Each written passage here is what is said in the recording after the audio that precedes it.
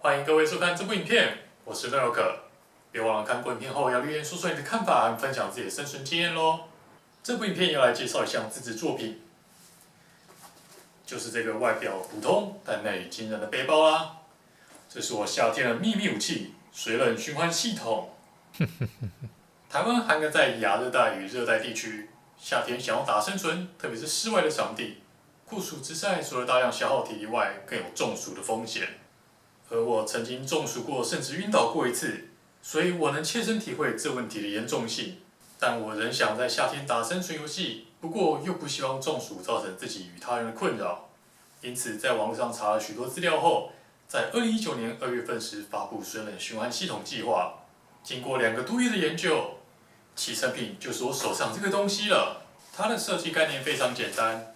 一个水袋、一个帮浦、2条管线和1件衣服。管线会从水袋出发，经过帮浦后穿进衣服内里，最后导回到水袋之中，达成管线循环的目的。而帮浦就把水从水袋中打进管线内流动，不断的抽水循环就能让人体降温，而水温就借由冰块来降低。水袋内温度估计会降至2到3度左右，运作时就经由水线感受到冰凉的水温。整体设计概念出来之后，接下来就要知道如何包装设计。从背包来看起，背包的大小基本上可以自由设计。我的设计是长34公分，宽25公分，厚7公分。长宽这么大是因为我买的水袋很大，外加帮浦所需的空间，所以配合之下就变这么大包。而包包的厚度是参考保特瓶的厚度，约莫6到7公分。保特瓶是作为冰块降温用途。接下来得考虑到防止曝晒升温问题，因此包包的内里要设缝隔热材，维持内部冷却状态，让水冷循环系统能够运作更久。考虑到夏天初速高的关系，我会搭配防弹背心避免疼痛，因此这个背包的背后有车上茉莉系统，让它可以挂在防弹背心上。为了让管线能顺利进出，我在这个位置打了一个鸡眼洞，不论是水线进出还是电源线，都是透过这个洞来达成。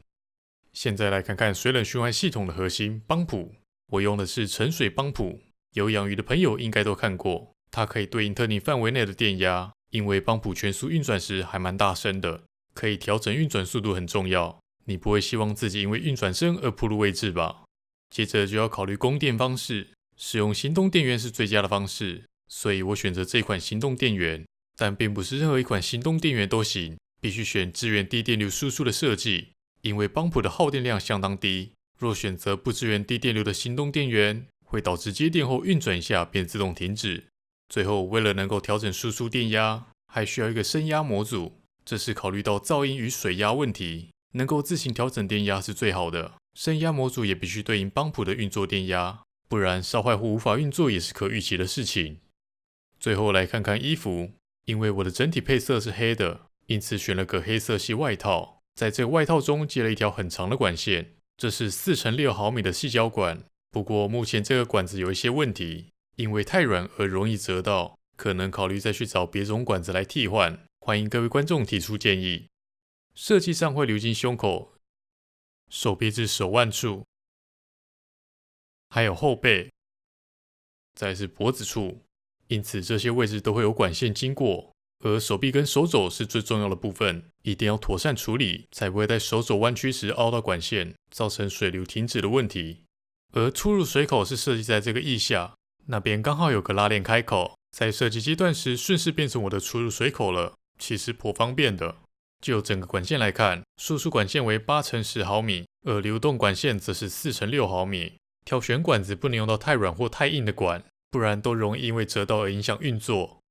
最后为了拆装方便，特别去找了快速接头，请记得一定要选对管径大小，不然装上去很可能会漏水。接下来看看实际操作，以我正常的准备顺序来看，首先要准备一瓶2公升的罐子，里头大概装满1.5公升的水即可。接下来打开背包，再把水倒入水袋当中。由于出水口没有任何塞子，注意这个部分一定别让它导向低处，否则水有很高的机会边灌边漏。正式使用时，会需要把2个结边的保特瓶塞进去，不过我这边只是测试给各位看，所以不放进去。水灌好后，就把水袋给密封起来即可。这样子前置作业就完成。现在把外套给穿上，穿上的时候也要注意别勾到水管，动作也得放轻一点，不然管子脱落或者破裂就惨了。接着再把防弹背心给穿上来。穿上的时候也要注意管线位置，一般我会先套在肩带的魔鬼毡上，这样管线就不会莫名脱离了。确认没问题就能够开始穿上它。不过因为我有戴帽子的关系，不太好穿上去。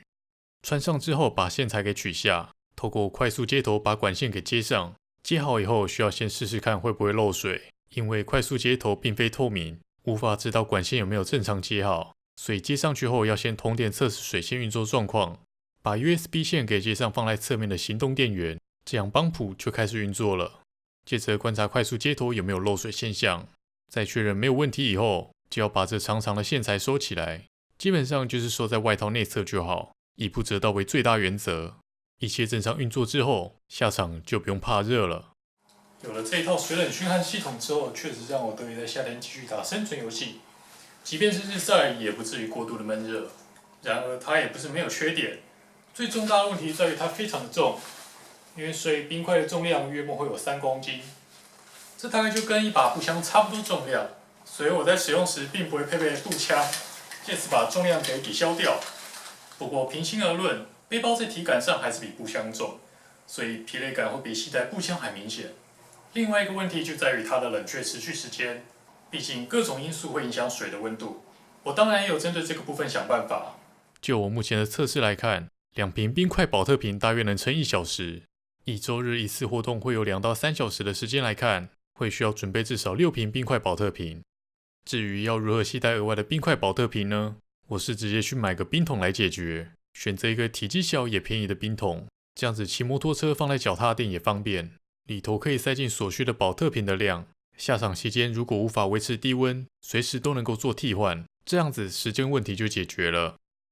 而潜在问题也有，各位目前看到的是改良过的第2版，在第13次生存实战中，我是使用第1版来试验，